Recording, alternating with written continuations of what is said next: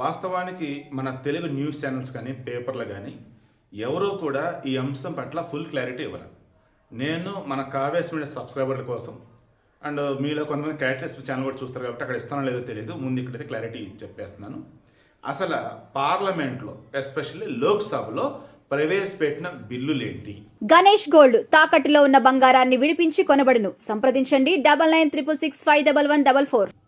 మహిళా రిజర్వేషన్లకు సంబంధించి చట్ట సభలలో 2023లోనే బిల్లు పాస్ అయింది. అదేంటి? అండ్ ఇప్పుడు మరలా కొత్తగా ప్రవేశపెట్టిన బిల్లు ఏంటి? ఈ బిల్లు ఎందుకు పాస్ కాలా? తర్వాత డీలిమిటేషన్, నియోజకవర్గాలు పెంపు అన్నారు. జనాభా ప్రాతిపదికన లేదంటే ఆ రాష్ట్రాల్లో ఉన్నటువంటి సీట్లని 50% పెంచడమా? ఇదేంటి? మూడో బిల్లు కేంద్రపాలిత ప్రాంతాలు, దానికి సంబంధించి అసలు ఏంటి? ఇవన్నీ ఎక్స్ప్లెయిన్ చేస్తూ 2023లో పాస్ అయినటువంటి మహిళా రిజర్వేషన్ బిల్లు ఏంటంటే చట్టసభలలో 1/3 వాళ్ళకి రిజర్వేషన్లు ఇవ్వాలి, అంటే 33%. ఎప్పుడు 2026 తర్వాత జనగణన చేసి దానిని బేస్ చేసుకొని నియోజకవర్గాల పునర్విభజన చేస్తే అప్పుడు ఆ తర్వాత వచ్చే వాటిలో వాళ్ళకి రిజర్వేషన్ కల్పించాలి. ఇది గతంలో పాస్ అయిన బిల్లు, గెజిట్ కూడా వచ్చింది. ఇప్పుడు ఏం చేశారు? దానికి రాజ్యాంగ సవరణ చేసి ఈ 2026 తర్వాత జనగణన తర్వాత నియోజక పునర్విభజన ఇవేమీ లేకుండా ఇప్పుడు ఏవైతే ఉన్నాయో ఆ సీట్ల వారీగానే వారికి ఈ రిజర్వేషన్ ఇచ్చేటట్టు. అయితే ఎగ్జిస్టింగ్ ఉన్నటువంటి వాటిల్లో ఆడవారు కనుక 1/3 రిజర్వేషన్ అంటే మొగలు అలల్లాడిపోతారు, వాళ్ళు సీట్లు తగ్గిపోతాయి. అందుకని ఏం చేశారు? ఈ మహిళా బిల్లుకి ఎడిషనల్గా ఈ పునర్విభజన అంటే నియోజకవర్గ పునర్విభజన పట్టుకొచ్చారు. ముందు జనాభా ప్రాతిపదికన అన్నారు. అప్పుడు సౌత్ ఇండియాలో కేరళ, తమిళనాడు, కర్ణాటక, ఆంధ్రప్రదేశ్, తెలంగాణ ఈ 5 రాష్ట్రాలకు సంబంధించి చూసినప్పుడు మన వాళ్ళు జనాభా నియంత్రణ పాటించారు. దానివల్ల మన దగ్గర జీడిపి పెరిగాయి, చదువు సంఖ్య బ్రహ్మాండంగా ఉన్నాం. అలా ఇప్పుడు కనుక జనాభా ప్రాతిపదికన కనుక ఎమ్మెల్యే సీట్లు ఎంపీ సీట్లు పెంచితే, సరే ఎమ్మెల్యే సీట్లు అంటే రాష్ట్రానికి సంబంధించిన వదిలేద్దాం, ఎంపీ సీట్లు పెంచితే దేశంలో పార్లమెంట్లో ఏదైనా చట్టాలు చేసి వచ్చినా ఏదైనా డిస్కషన్ చేయాల్సి వచ్చినా మన సైడు ఈ 5 రాష్ట్రాలకు సంబంధించినటువంటి ప్రజాప్రతినిధులు ఓటింగ్లో పాల్గొనకపోయినా ఓన్లీ ఉత్తర భారతదేశంలో ఉన్నటువంటి వాళ్ళ ఓట్లతోనే ఆ బిల్లు పాస్ అయిపోయారు. అలా ఏం చేస్తున్నారు?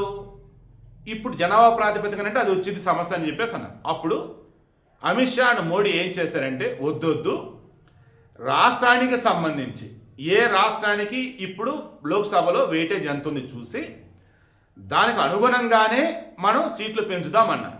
అంటే ఎలాగా? ఆంధ్రప్రదేశ్లో ఫర్ ఎగ్జాంపుల్ 20 సీట్లు ఉన్నాయి, అందులో 50% పెంచుతున్నారు అంటే 30 సీట్లు అవుతాయి లోక్సభ సీట్లు. తమిళనాడు 40 ఉన్నాయి, ఇంకో 20 పెంచుతారంటే 60 అవుతాయి. ఇలా నేను రఫ్గా చెప్తున్నా. దానికి ఓకే అన్నారు. అది లిఖితపూర్వకంగా లేనట్టుంది. అది దాంతో మరలా అబ్జెక్షన్ ఏదో చెప్పారు. లిఖితపూర్వకంగా ఉంటేనే ఓకే చేస్తారు ఏంటని చెప్పేసి అన్నారు. దానికి తోడు మామూలుగా అయితే జనరల్గానే మహిళా బిల్లుకి చెప్పింది ఏంటి? గతంలో పాస్ అయిన దానికి ఇక్కడ వచ్చేసి క్లియర్గా మీరు ఈ పార్లమెంట్లో ఉన్నటువంటి వాళ్ళు దానికి సంబంధించి జనగణన చేసి అవన్నీ పరిశీలించి అలా చేయాలని అన్నారు. బట్ ఇప్పుడు అమిత్ షా వాళ్ళు ఏం చేస్తున్నారు? ఒక 3 మెంబర్ కమిటీ వేస్తారు.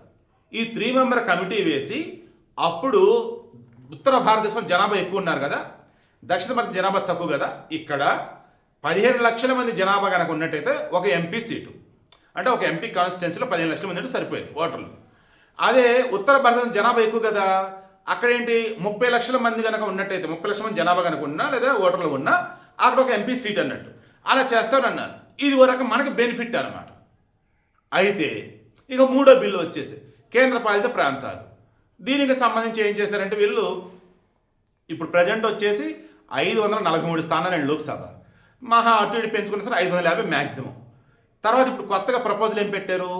850 మ్యాక్సిమం. సో ఇప్పుడు 543 ఏం చేస్తున్నారంటే 816, 17 దాకా పట్టుకెళ్తున్నారు. మ్యాక్సిమం 850 బిల్ పెడతారు అంతే. ఇక అప్పుడు ఏమైందంటే ఇప్పటి వరకు సౌత్ వచ్చేసరికి ఏమో 123 దాదాపు ఉండే, నార్త్ వచ్చేసరికి ఏమో 411 చిల్లర ఏమో ఉండే.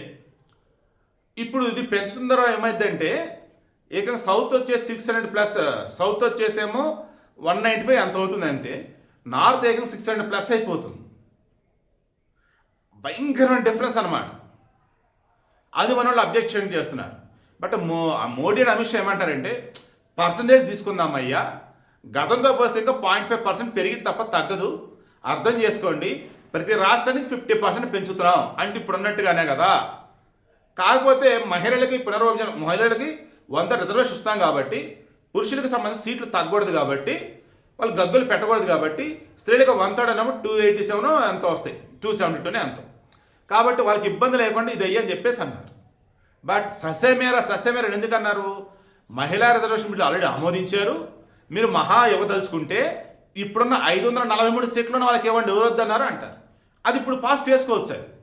బట్ 543లో మహిళలకు 1/3 ఇచ్చేస్తే పురుష పొంగువులు ఊరుకోరు కదా. అందుకని బీజేపీలు కొత్త ప్రపోజల్ పట్టుకొచ్చారు. సో ఓవరాల్గా అన్నప్పుడు ప్రకాష్ రాజ్ అన్నాడు కదా, పవన్ కళ్యాణ్ సౌత్ ఇండియాకి ఏదో అన్యాయం చేశాడని, ఉత్తర భారతదేశం సౌత్ ఇండియా ఏదో దాసోహం చేశారు, ధరదత్తం చేశారని బిల్డప్ ఇచ్చాడు కదా.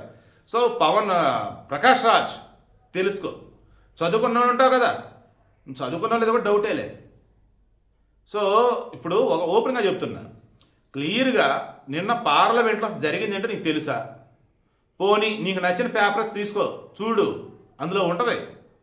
నేను కూడా మొదట పొరపాటు పడ్డా, తర్వాత తెలిసింది కేవలం ఇక్కడ ఆయా రాష్ట్రాలకు సంబంధించి 50% పెంచుతున్నారన్నమాట. సో అటు పవన్ కళ్యాణ్, మన చంద్రబాబు గారు అసలు ఊహించిన విధంగా జగన్ కూడా సపోర్ట్ చేశాడు ఆ బిల్లుకి. ఎందుకు?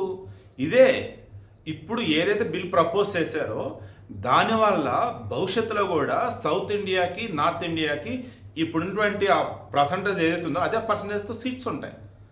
బట్ ఇప్పుడు కాంగ్రెస్ వాళ్ళు, డిఎంకే వాళ్ళు రిమైనింగ్ ఎవరైతే అడ్డుకున్నారో దానివల్ల ఏమైందంటే భవిష్యత్తులో ఏది రేపు జనగణన తర్వాత కనుక పునర్విభజన జరిగినట్టయితే జనాభా ప్రాతిపదికన మనకి చాలా నష్టం. అసలు ఈ చిన్న లాజిక్ మర్చిపోయారు. అండ్ మహిళా రిజర్వేషన్ బిల్లు వచ్చేసి ఇక ఇప్పుడు వర్కౌట్ అవ్వాలి, ఆ తర్వాత ఎప్పుడు 2034 అనుకోవాలి. ఇది తెలియదు వీళ్ళకి. మీలో కూడా ఇప్పుడు అర్థం కావాల్సిన అందరికీ అర్థమైంది అనుకుంటున్నా. సింపుల్గా చెప్పి క్లోజ్ చేస్తా. ఇప్పుడు కొత్తగా తెచ్చినటువంటి పార్లమెంట్లో పెట్టినటువంటి బిల్లు, బట్ అది వీగిపోయింది. 2/3 మెజారిటీ రావాలి రాజ్యాంగ సవరణ. బట్ మొత్తం 523 మంది ఏమో అటెండ్ అయినారు, 233 మంది ఏమో అపోజ్ చేశారు, 290 సపోర్ట్ చేస్తున్నారు. సో వీగిపోయింది. 60 మంది ఏమో సపోర్ట్ కావాలి రాలా. ఈ బిల్లు కనుక సపోర్ట్ ఇచ్చి పాస్ అయితే రాజ్యసభలో పెట్టాలి, అక్కడ కూడా ఓకే అయితే రాష్ట్రపతికి వెళ్తారు, సంతకం చేస్తే గెజిట్ విడుదల చేస్తారు. దానివల్ల ఏమైందంటే ఇమ్మీడియట్గా జనాభా ప్రాతిపదికన కాకుండా ఆయా రాష్ట్రాల సీట్లను 50% పెంచి వాటిల్లో 1/3 లేడీస్ రిజర్వేషన్ ఇచ్చేవాళ్ళు. నెక్స్ట్ ఎలక్షన్ ఎప్పుడు వస్తే అప్పుడు ఇచ్చేసేవాళ్ళు. ఈ బిల్లు వల్ల ఉపయోగం అది. అండ్ ఈ డీలిమిటేషన్ అన్నారు చూసారా, దానిని ఆయా రాష్ట్రాలలో 50% సీట్ల పెంపు జనాభా ప్రాతిపదికన కాదు. ఇప్పుడు అన్ని పక్కకు పెట్టారు కదా. ఈరోజు నైట్ 8:30 ఏమో ప్రధాని మోడీ స్పీచ్ ఉందట, మరి ఏం చెప్తారో చూద్దాం. ఇప్పుడు వీళ్ళు అడ్డుకున్నందుకు గాను మరలా కొత్త వీళ్ళు బిల్లు దేని సెపరేట్గా తెచ్చుకొని పాస్ చేయించుకోకపోతే రానున్న రోజులలో మహిళా రిజర్వేషన్ బిల్లు వర్తింప చేయాలి అంటే 2034 అయింది. ఎందుకు 2026 తర్వాత జనాభా లెక్కలు తీసి దాన్ని బేస్ చేసి డీలిమిటేషన్ చేసి నియోజకవర్గాలు పెంపు చేసి ఆ తర్వాత వీళ్ళకి ఏ రిజర్వేషన్ ఇవ్వాలి. అది మన వల్ల ఒప్పుకోరు. సౌత్ ఇండియా అస్సలు ఒప్పుకోదు. ఎందుకంటే జనాభా ప్రాతిపదికన అంటే మనకు భయంకరంగా సీట్లు పడిపోతాయి, అది అస్సలు ఒప్పుకోరు. సో చేతులారా శుభప్రదంగా అంతా మంచిగా కలిసిందని చెడగొట్టారు వీళ్ళే. ఎవరు? ఈ కాంగ్రెస్ అండ్ మిత్రపక్షాలు.